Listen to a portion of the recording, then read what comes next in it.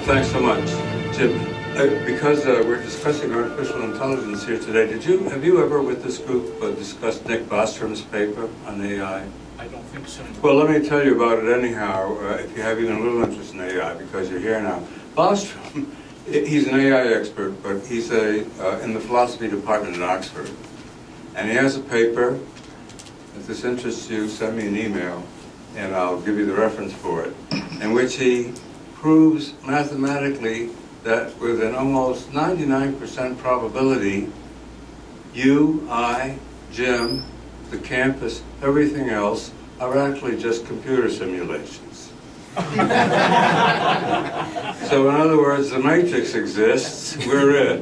And if someone pulls the plug, we're all going to disappear in the next Anyhow, I'm happy to talk about artificial intelligence. It's not a vibrant, pervasive thing on this campus for a number of good reasons, although there's probably more people using it than are probably calling it AI under the circumstances. And there's some reason for the fact that interest in AI it's peaked twice now, and then petered out, and has not really been on the main line for people doing investigational work, or actually in clinical medicine itself. So let's take a little look at what is the history of this thing. Let me start with the fact that it's got a number of people worried. It's sort of the Ebola of computer science.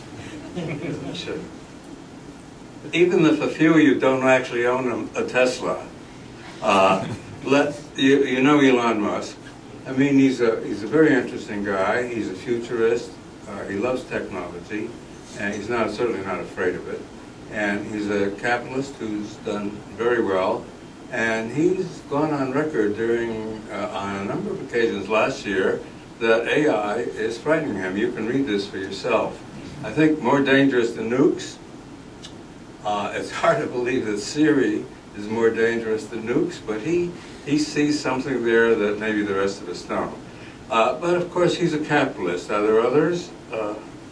Yeah, I haven't labeled this person, but there must be nobody in this room who doesn't know who this is. Stephen Hawking, one of the world's most renowned physicists, the black hole describer, and he too was on record last year as saying that he thought that AI was a high threat to the human race. And I'm not going to pile this on too much, but I have one more. For those of you who read the New Yorker, you probably ran across this last year. This is Gary Marcus. Marcus is also a bright fellow. He is an AI specialist at NYU. And he was commenting on his own views, plus a review of a book on the same topic. But he really thought that we were under threat from these. Now, this picture here is the one he had. It doesn't look threatening, does it?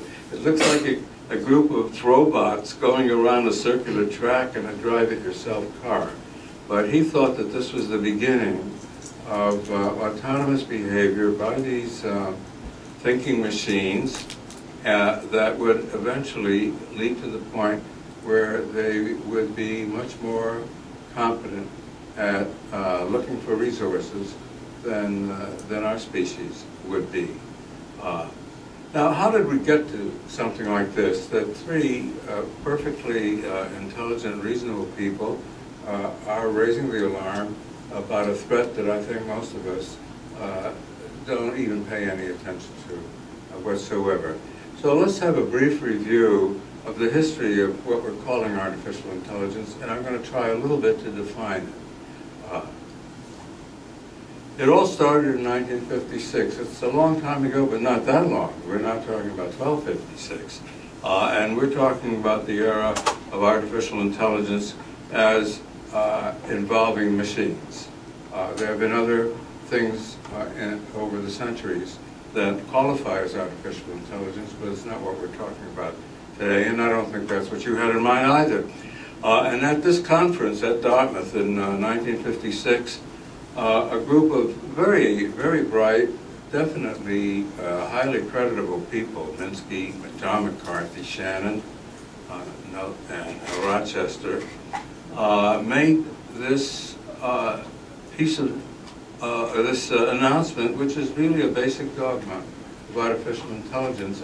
Take a moment and look at a little bit more deeply than just scanning what it basically says, because it's the heart of what's meant by artificial intelligence. Now, I'm going to just point out a weakness in this phrase, although it was dogma then, it's dogma today, and that is they didn't attempt to define intelligence.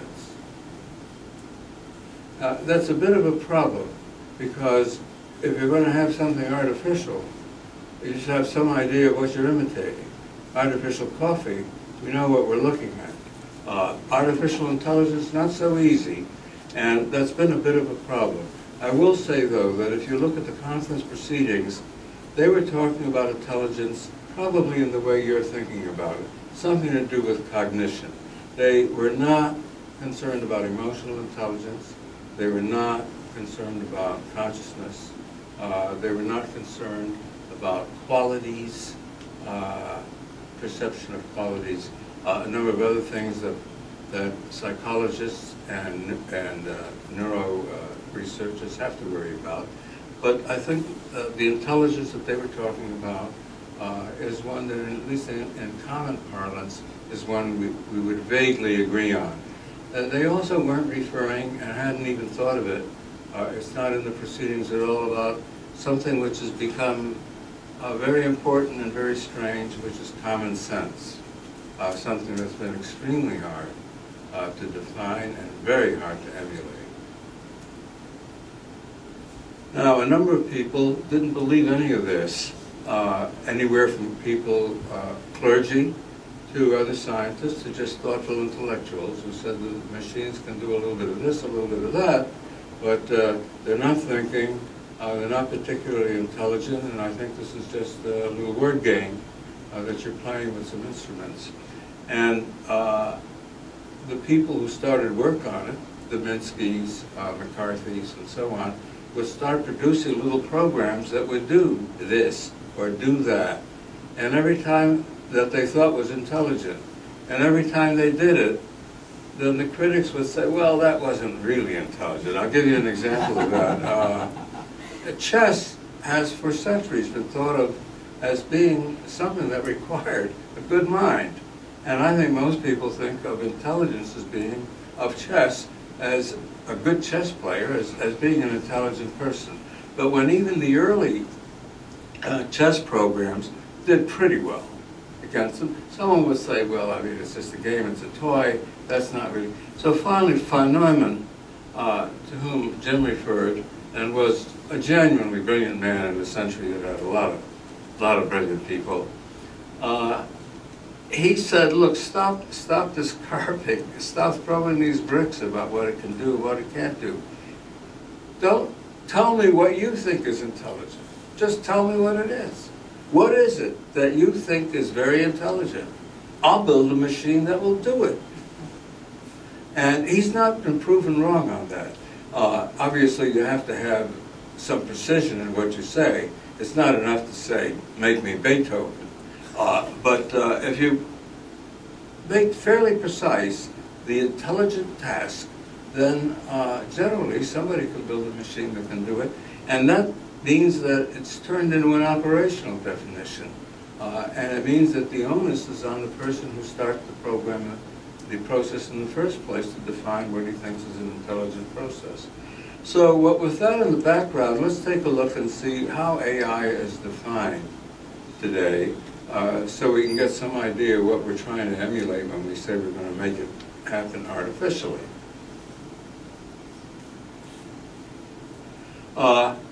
There is no simple, single definition of AI. I'm going to give you a few working definitions.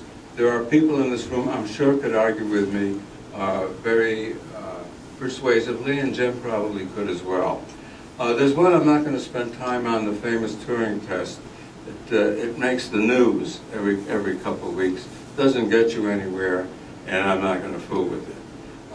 What is more important is an outgrowth of what von Neumann said, is that AI is what's happening if the machine does something that other people think would be called intelligent if a person did it. It's pretty simple, but it's a pretty good working test of whether you call something AI or not. It's a pretty good working test for me. Not for everyone, but for many people besides myself. If you say it's intelligent, and my machine can do it, then my machine is performing an intelligent task. There's a second way, often used nowadays as well, of defining whether something, that some piece of software is doing something intelligent, and that's to look at how it's doing its work. And Jim referred to that as well. That has nothing to do with whether someone else would consider it intelligent. It simply is a bench process. If you did this work by using an expert system or a rule-based system or neural net, it's expanding. Machine learning, genetic algorithms, deep learning, fuzzy logic, there are others besides this. Classifiers are, in fact, quite popular on this campus. I would say that's all AI. Now, that doesn't fit in with what Jim said, because Jim had a slide there, AI was here, machine learning was over there, and that's all right too. I mean, words mean what you want them to mean. But here's what I have in mind today, that I'm talking about everything being in the same ballpark of machines doing something that we consider to be cognitive. And so all these terms, which were devised by different people to devise different aspects of intelligent machine work, for my purpose here today are all the same thing. Some of these new terms, on which I'm not going to spend much time, were invented because artificial intelligence itself, as a semantic phrase, became identified for a while with expert systems. So that if you said to somebody, I'm working on AI, they'd say, well, what bunch of rules are you working on? That, of course, limited the field, limited the entire concept, and so people who believed in the virtues of the field and its possibilities started coming up with other terms. Computational thinking came out of Carnegie Mellon, machine learning you've already heard about, and some of these others, flexible competence, is from UCLA, and so on. But for me today, we're talking about all the same thing. The semantics of the artificial intelligence phrase is not narrowly defined as I'm discussing it here today. Now, just some explanation of some of the jargon that's come up over the years in artificial intelligence, because you'll hear this from time to time. Strong AI versus weak AI. Strong AI is AI that seems to be like a human mind, or pretty close to what a human mind would do. It doesn't have to be completely there, but it's a very general ability on the part of some software package. Weak AI is AI for some specific task, some small task of some kind, where you would place some things are in between. I think a chess playing program is weak AI. I think a program that could take information from almost any patient and make a diagnosis is tending towards stronger AI. At its utmost, would be able to pass the Turing test. And on the other hand, the very weakest AI, you probably won't even agree with this. If you're carrying a pocket calculator probably give you the cube root of a six-figure number in a fraction of a second. And you'd say, well, what's AI about that? Well, it's up to you. You don't have to call that AI. I just will say that if your Cocker Spaniel did it, you'd say that's a pretty smart dog.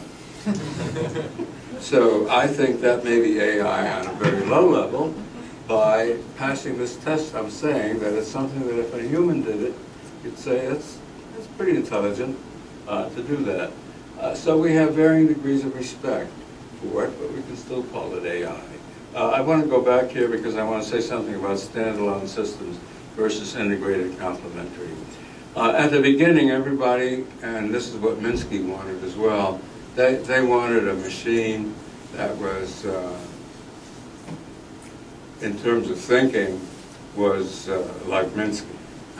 It just was going to be brilliant. It was going to have a human mind, and it was going to stand alone by itself. And if you were going to, this started early, if you were going to have a machine that was interested in health, then that machine would function like a physician or a nurse clinician, be able to go on, talk to a patient, get it all done. And most of the early efforts went into that. And as I'll show you very briefly, really flunked very, very badly. It turned out that I think, as brilliant as they were, McCarthy, Minsky, and those people didn't quite realize how smart we are. It turned out that imitating what human beings actually did was much more difficult and much more complex than they knew and than we know today, actually, for that purpose. And I think the trend in recent decades, and it's led to the gradual emergence of AI from the frozen disgrace in which it landed during the 80s and to some extent the 90s, has been by having smaller visions, by using AI for specific tasks, not to duplicate a human being, and by recognizing another principle, that AI can do some things that we really can't do. You know, it never forgets anything. Computers don't forget anything. We do. On the other hand, it's not very creative, it's not intuitive, and so on. So the idea has been to meld the strong assets of human with the machine and try to get something that would be more successful than either one alone could be. And that principle, as I'll try to show you, has been used in clinical medicine with a certain amount of success and a lot of failures as well. Now, what do I mean by scruffers versus neats? All right, how do you do AI once you've figured out roughly what it is, where you're trying to go, and so on?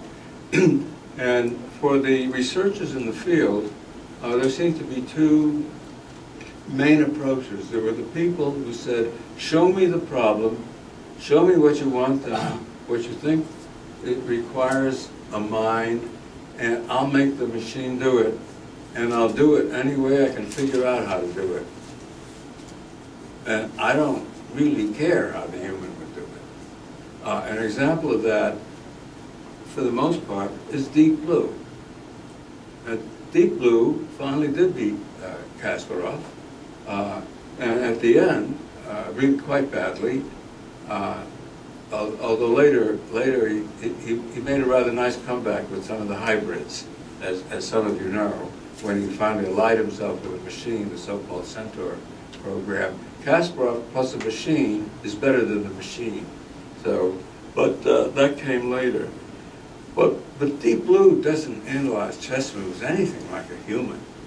It just throws speed and computations at it and so on. So a scruffer was happy because he's saying, don't bother me about neurophysiology or the way the human brain works. You wanted me to play chess successfully, and I'm playing chess successfully.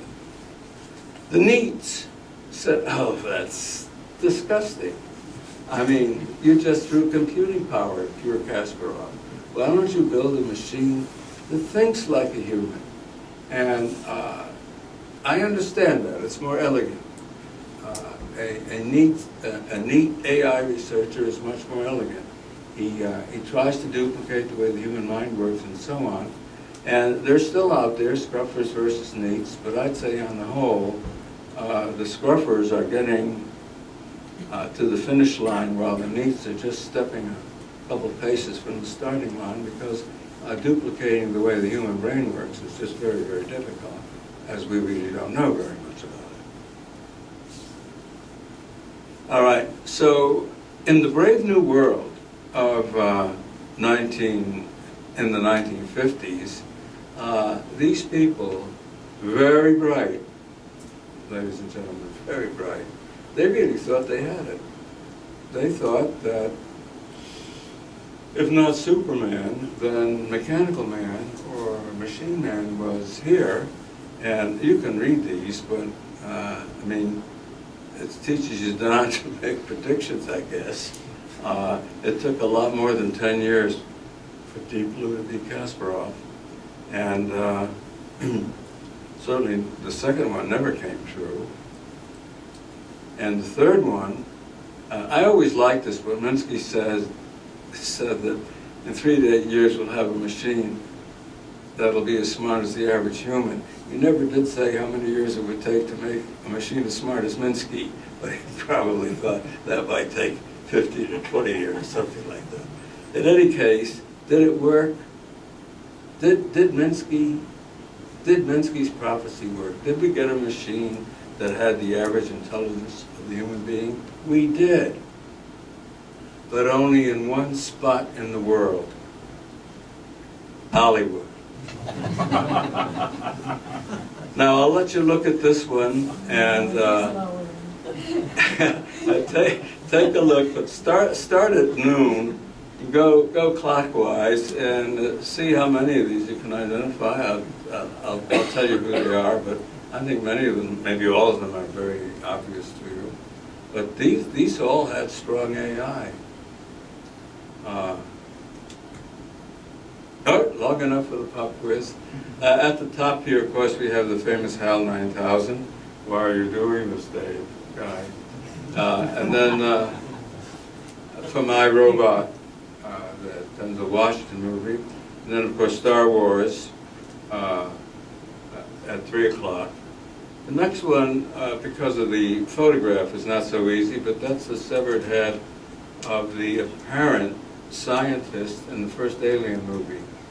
If you saw it, you recall in the end, everyone thinks he's for real, but someone knocks his head off, and milk and wires come out. The bottom one is Blade Runner, the replicant. And then, of course, Arnold here. And then at the very left, perhaps not as well known, because I don't think as many people saw the movie, is David in Prometheus. So some of you maybe got all of these, but these are all strong AI. Because, with the exception of HAL, they're mobile, and they're walking around. HAL wasn't mobile, but he certainly seemed to be an autonomously thinking agent. However, in other parts of the world, no one has ever come even close to producing a creature anything like this. So we'll have to go and take a look and see what actually was done. And this is what really happened, despite Minsky's prediction about it. This is a well-known business school slide, and it has to do with the new technology. It works for a lot of things, really. This wasn't designed for AI. I put that title in there. It starts out on the left. Some new technology is introduced, and if it really hits, it just goes wild. Everyone says it's going to cure cancer, bring eternal peace, explain the cosmos, all that. And then, of course, most of it doesn't work out, and it just drops, and people say it's no good, when in fact it really has some value. But there's a reaction to the overpromising. And then, as you move more to the right, I think reality comes in, and people start to understand that it can be used, and they get something out of it. Now, there are people who think that big data is where this is now as well. It's still on the first rising peak, not very well defined, lots of expectations about what it will do. And there probably will be people after spending a lot of money who are going to be disappointed. But in fact, big data, I think, is going to be extremely important when the dust finally settles and we figure out how to define it well and do something with it. For AI, The trough of disillusionment here, according to the business school people, was known as the AI winter. And it came in 1970, about roughly 10 years after Minsky made his prediction. And then hope sprang again in the 80s because the computers got much better and for other reasons. And we still didn't get Arnold or any of these other things. And there was a second AI winter. And I think we haven't in any real way actually had a really popular thaw, per se. And I think, I'm sure AI is taught in computer science departments, but it's not usually a huge element. And I think if you go, I in fact once represented health at an intergovernmental panel, and there were people there from DOD and the Treasury Department and other places, all on what is the future of AI.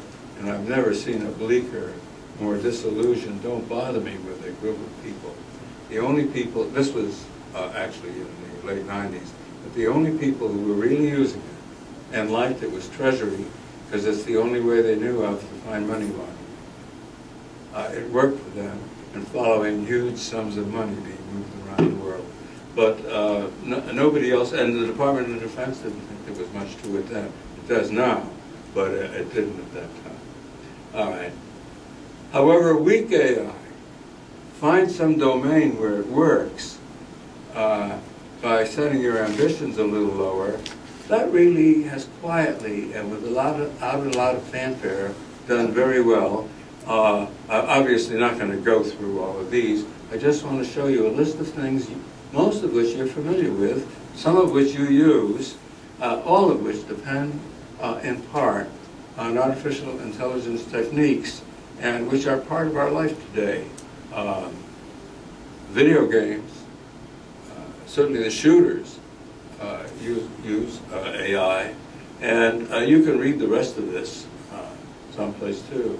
If you've ever been refused a mortgage, after filling the form out, you can blame AI, because that's what they're doing. Rather than fiddle around with it, they take a look at your income, at your expenses, and they say there's no check coming for you. It's the way it works out. Some of these, not so good. Personal assistance, not so good. Machine translation is pretty, I think, pretty impressive. Speech recognition, and so on. But there's progress been made. And I have at the last, on the right, something that I've admired a great deal, because I tend to be a scruffer rather than a neat, and that is Watson. If any of you saw Watson beat is it Jensen? Yeah, in Jeopardy. That was pretty impressive, and in fact, Don Limerick and I flew up to IBM at the time just to see how they did. We know that they didn't invent a conscious thinking creature up there, but what it did was pretty damn good, and I think that's, and it's all AI. It's all AI. So there have been huge successes in the world outside of medicine. Now let's take a little look at what actually has been done for healthcare with this. Okay. With the general view that I gave you here, then healthcare has had about the same, there's nothing special about healthcare that makes it different from what happened to the culture as a whole. There were a lot of promises, and healthcare was a very early interest of people in AI. It seemed like a terrific target. Particularly diagnosis seemed to be everybody's favorite AI thing to do. There was a huge amount of work done on that. And I'll show you a little bit about how good it was, but it followed the same hype cycle, and I've already mentioned AI winter came twice. And they went through the same thing. Strong AI at the beginning, what people used to start calling the doc in the box. In other words, you didn't need a doctor, you just needed to go talk to the box. And it would diagnose what you had, tell you what to do, and so on. And that really didn't work out very well at all, although some brilliant and ingenious programs were written. certainly none of them swept across the country. And then the last bullet is analogous to what happened to the culture as a whole, that instead of extremely ambitious AI programs for medicine, we now have an awful lot of specialized, smaller programs that actually permeate medicine. And I would be surprised if there's anyone in this room who hasn't in fact encountered it through himself or his family or a parent or something of the sort, because they're everywhere now. Often not called AI. It's just that if you look at it, and you remember my definition, if you have a machine in there doing something that others would call intelligent, then there's AI in there. And maybe there's no one in this room even remembers the first three here, Iliad, Internist 1, and De-Explain. Anyone? You do? Yeah. They're very interesting programs. There's a lot of information built in them, and it looked like a soluble problem, that if you put enough information into it, it should be able to make a diagnosis, and they can make diagnoses. It actually never caught on. De-Explain was actually done by a roommate of mine who did use Bayes to do it. I like it the best. It doesn't mean it is the best. They all have their virtues. I put Isabel here in red, not because it's taken over the United States, but it's much newer. These others are 20 years old or longer. Isabel is something from the last 4 or 5 years, and it's taken advantage of faster computers, and it does something the other three didn't do. If you look at the last line on the slide, it actually utilizes some of the things we've learned over the years and that weren't available to help make the earlier programs more sophisticated. It uses some natural language processing. It actually connects what it's doing when it reads what's been said about the patient with the literature. And then perhaps most importantly for functional reasons, it's actually connected to the electronic medical record. Now, to those of you who aren't clinicians who don't walk the walk in hospitals, it doesn't sound like much, but I'm going to tell you in a minute, it means everything. The fact that it's connected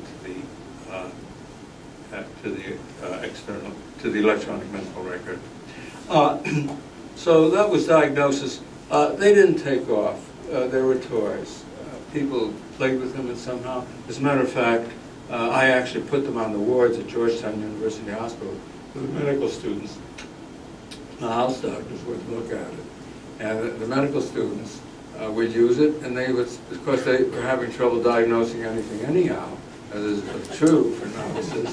But as the old saying goes, the patient was discharged and home by the time they finally got everything in there and they got it out of there. So the speed was not prime time. And it was so cumbersome that it really wasn't. But it did work, and we had fun with it at the time. All right, I've got here some more focused programs because they pointed the way for where we are in 2014. The first one had to do with making a diagnosis. It didn't try to diagnose every disease on any comer coming off the street, because that turned out to be not doable. This one was for bacterial infection of the blood. Maybe that seems too narrow to you, but if you have that disease, it can be difficult, and it was nice to have somebody that could do this. This turned out to be a killer. It doesn't seem that way if you're looking at it. This was done at Stanford by Ted Shortliff with work also by Buchanan. And it actually worked. It used rules, a whole set of rules, if this, then that, and so on. And it was quite successful. And they extended it too. But it seemed like it illuminated what might be possible in medical diagnosis. And it led to the birth of hundreds of rules-based systems in medicine. I'll talk a little at a moment about how much they actually were taken up by people, but they worked very well. They had quite a good accuracy in what they were doing and so on. In fact, Donald Lindbergh, the director of the National Library of Medicine, had one of these programs developed when he was at Missouri for rheumatology, for rheumatic diseases. Also in the a la mode of Meissen. And then that was for diagnosis. There was a program for taking a history from the patient, so that instead of the doctor or the nurse saying, where were you born, where does it hurt, what is this, the program would do that. And then there were programs to try to manage the case once you knew what the problem was. In this case, if there was something wrong with the electrolytes in your blood, and so on. The last two, history and management, have never achieved the same popularity as little diagnostic programs do. The last one particularly, I simply will tell you, is extremely difficult. Actually managing patients is in most instances is much harder than making the diagnosis. And the subtleties and the variations and the uncertainties were really very difficult to program into a machine. There were also programs for labs, which I'm not going to detail. But they were unnatural because they're full of numbers and they're basically Excel spreadsheet operations, so that they lent themselves to computer work very well. And in other words, a whole raft of programs came up and were improved over the years. There were literally hundreds of these programs. So a question one might ask is, if some of them were very good and were very accurate, and actually took advantage of things that humans couldn't always know well, the computer could remember more information and so on, all the things we know computers can do, were they actually accepted? Now, this is not a trivial question, because for those of you who do work with computers and computer science, I'm sure you understand that if you're making programs for somebody else, a lot depends on whether that somebody else wants it. And what we had here were intelligent people working on problems and then walking into the hospital, I'm exaggerating a little bit, and saying, "Do I have something for you?" Well, I didn't ask for it. What does it do? I don't want it. And it ended up with, in many cases, a great deal of bitterness about healthcare people from informaticians and computer scientists who said they're Luddites, technophobes, you can't teach them anything, they're too conservative, and so on. And there is a little bit of that, of course. But in fact, you can't just walk into busy people who have their own profession and say, I want you to change the way you're working and do something different. That doesn't work for anybody. And that was a huge, so here's my little lineup, my understanding of the sociology of this, that the clinicians, the doctors and the nurses on the ward, they didn't touch this stuff. They're busy already. You're not going to stop and start plugging information into a computer. The alarm bells are going off in the ICU. I mean, it was unrealistic from the beginning. I was a little disappointed, but educators didn't pick it up either. And the use of AI programs for teaching at the schools of medicine was almost non-existent, and it's not heavy now. There's some use of simulations. Public health a little bit, because surveillance, think about Ebola, SARS, these other things, is something for which computers are particularly attractive. And so they picked some of this up. And the laboratories ate it up. It just made their work better, faster, safer, and very quickly the labs became computerized, and various types of rule-making expert systems were all over the place. There were expert systems to read blood grouping, expert systems to read blood chemistries, and so on. And perhaps most successfully was in signal analysis, where it had previously been done by experts, humans, recognizing patterns, some measurements, but a lot of it was pattern recognition.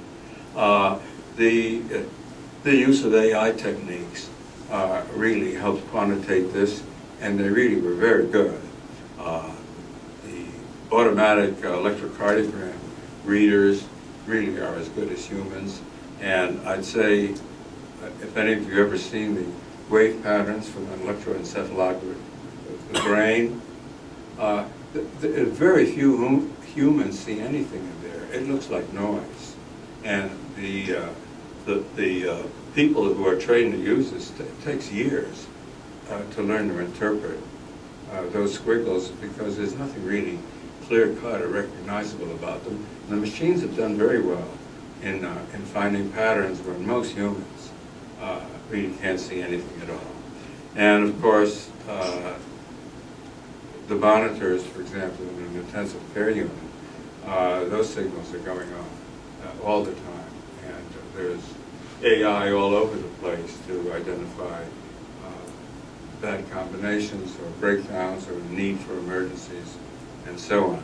So there's been partial success, but it's been in varying parts of a very complex healthcare system. Now, why did they resist it? If for example, Myson at Ted Shortler's program really could do a very accurate and excellent job on a patient who had bloodstream infection, why wouldn't people do this? Well, I'll give you some of the reasons that were found out, because this continues to be a huge issue, is acceptance of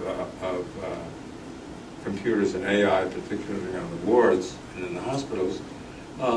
It required duplicate data entry. So even if you had an electronic health record, if you wanted to use the system, you had to stop what you were doing, write down every number, every bit of data, and then yourself type it into this separate computer. Not going to happen. People are not going to do that. On top of which, if you really bought every device that came along, if you really were a sucker for a salesman, you would have a computer program for infectious disease, another one for kidney disease, another one for lung disease, another one for joint disease, and so on. And you'd be sitting there, and they weren't even always the same computer in those days. You'd be sitting there looking like the pilot of a 727. And that just didn't go. A few early adopters tried it, but that just didn't work. So duplicate data entry was a showstopper right from the beginning. And then, of course, the program output was often puerile. And someone would say, I did all this work. I'll give you an example of that. There was a program one time that I don't know what the inventor was thinking, but what it said was that if a person came in and he had urinary symptoms, and his prostate was very large, and it was stony, and he was above a certain age, the probability was pretty good that he might have cancer of the prostate. Well, you don't need a machine and a half hour of your time to get to something that's self-evident, and that was, in fact, a problem. Perhaps the biggest problem was something that looked awfully good to the software writer. My program gets it right 95% of the time.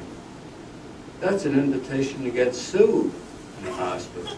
You can't be right 95% of the time, or you try to do better than that. You cannot accept a 5% error rate on something like that.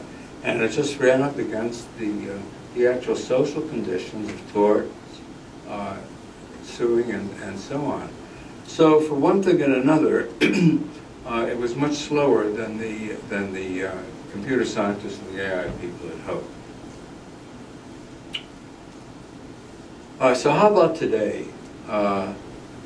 What's big today? Is AI being used? And I'd say by far the biggest use of artificial intelligence in medicine today is in fact extremely important. And I'd say I'm going to show it to you briefly in several categories. Decision support. Note that decision support doesn't say substitute for the doctor. It says give the doctor some additional information so he can do a better job. And I'm not going to go over all of these, but all of these are in fact available at various places, and certainly some of our better academic medical centers do all of this. The first one, as simply as an example, it will tell you, generating an alert, if you drew some bloods on the patient and the laboratory finds out a little bit later that the patient's blood potassium is at a very high, near fatal level, it automatically will find you. It won't wait for you to make rounds and try to find this, notice this thing. It will try to find you. If you write a prescription for a drug, not knowing that another drug had been prescribed earlier that morning by another doctor and the two drugs are incompatible, this will tell you before the second prescription goes into effect that two incompatible drugs are being used for this patient. It's that type of simple awareness that it's very hard for an individual to always have. And so on, down the list on that. The last one is an interesting one because it's a bureaucratic one. The federal government now, in requiring electronic health records to be done, has also required that there be conformity with its use in various ways. And some of these programs in the hospitals now will beat the staff if they're violating federal regulations about what the government actually insists it wants done. I don't know how much this does for patient benefit, but it certainly stops a lot of fines and letters saying you've been a bad boy. So I'd say decision support is huge and it's going to get bigger. It's a way of complementing the physician and making up for some of the things that humans can't do all the time. And I think that it'll be a great help. It is already, and I think we'll see more of it, and it's all AI. Now robotics have been such a big success that I'm not going to fool with it very much, but this is another example of its use in medicine. This particular one is the Da Vinci. It's quite common here in the Washington area, as it is in most metropolitan areas. And the people who made the machine, this is only a partial list of the things it can do, but I'm just showing it. It has fans, it has detractors, and I'm not pushing it as something you should use, but it's an example of robotics entering medicine in a really big way. There are surgeons in this city who are so wedded to this machine that they no longer even know how to do it without the machine. But this is what they trained on, and this is what they do. For better or for worse, time will tell. Signal work, I've already mentioned that. That's just all over the place. Every hospital is jammed with it. Everybody in this room has one of these little things going on, I hope, right at the moment. This is, of course, an electrocardiogram. This is the way your heart beats. And the machine will quickly and easily pick up any one of these 7 diagnoses and do it as well as a cardiologist will for almost everything. So signal interpretation, AI is all over the place in suburban hospital, Washington Hospital Center, Georgetown, GW, Howard. And imaging, maybe one of the biggest stories of healthcare of the last century, and NIBIB could tell you enormous amounts about this. It uses a great deal of artificial intelligence. I've given just one example, that the MRI, I'm showing here a brain MRI, classifiers have to be used, or are used, to try to enhance what they're doing. and it's also used for many other types of imaging as well. So, and then lastly here, and this is just beginning now, big data in healthcare, as big data and everywhere else. I don't think that this particular person who looks like he owns everything, Fitbit, whatever, it looks like there's going to be a lot of data coming from patients now. Not only what's in the electronic health record, but what they're wearing as sensors, and perhaps what they themselves say. Many patients keep their own records and so on. So there's probably going to be an enormous amount of information about you, me, and everybody else out there that has some medical relevance. I'm not talking about shopping or Amazon stuff. And I think that it's going to take AI, I think most people think, to make sense of these enormous amounts of data. And in fact, a number of people have now written articles saying that functionally, pragmatically, big data is kind of the new AI. People are just going to fiddle around with all these numbers and pieces of information they get to see if they can actually find some patterns and stuff out of them. This is probably going to be huge and greatly vary what we do, change what we do. What about the future, to finish up here? Some of you may know William Stead or know of him. He's the head of information technology at Vanderbilt, which is a very advanced place for something like this.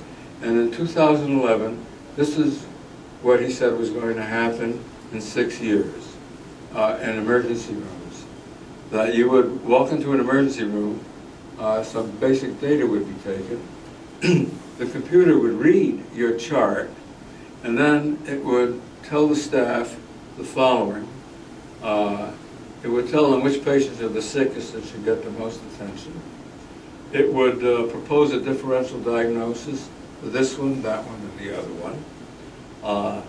It would even say, there are 4 or 5 things you can do on each patient, this is what it's going to cost, which is a number that's almost totally not known now when people decide on their cost.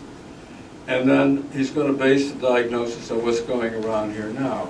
I mean, an obvious example, but it gets much more subtle, would be that I think for the most part, you have a fever and a cough around here. It's one thing. If you have a fever and a cough in Liberia, it's something else. The probabilities vary.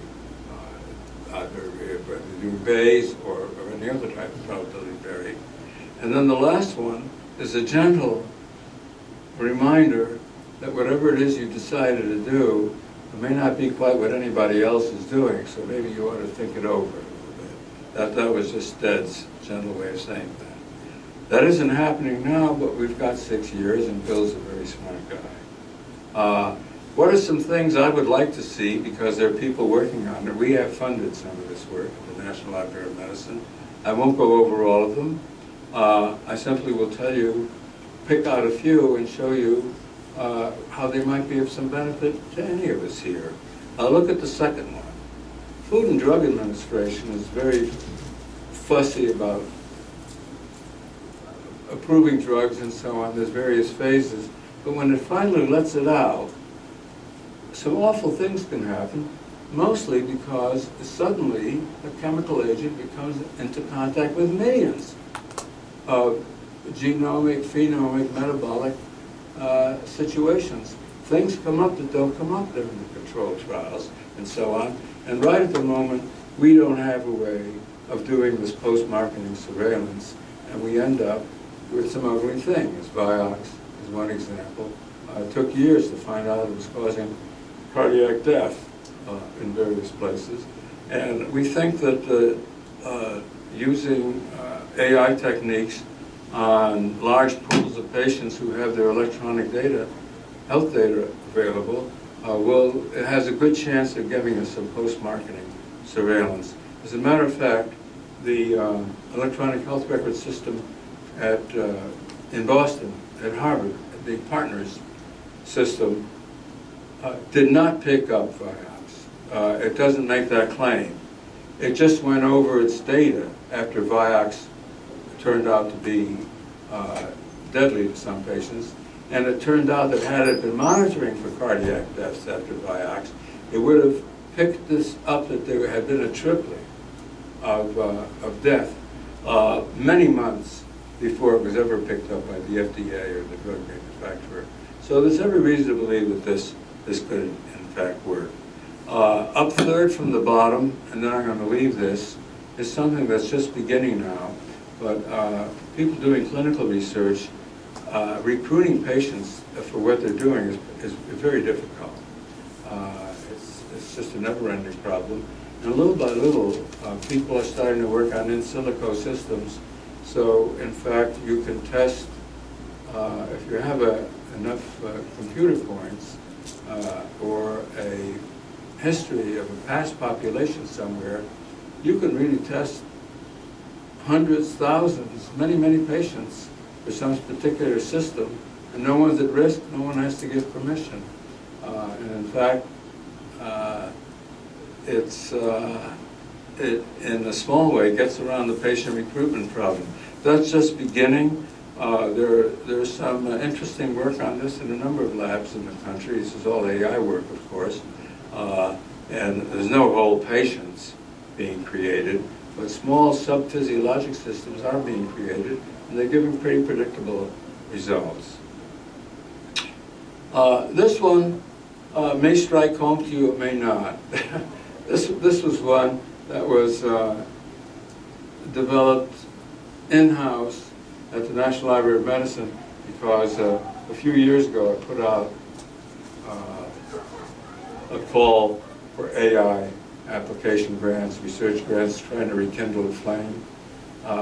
Today's not the day to tell you how successful or unsuccessful we were, but actually, Don Lindbergh, the director, suggested that he thinks it would be a pretty smart machine that actually could read the label on that bottle that you get from CVS when you fill a prescription. If you've ever looked at it, it's got all kinds of type, big type, small type numbers. It refers to database, to drugs of various kinds.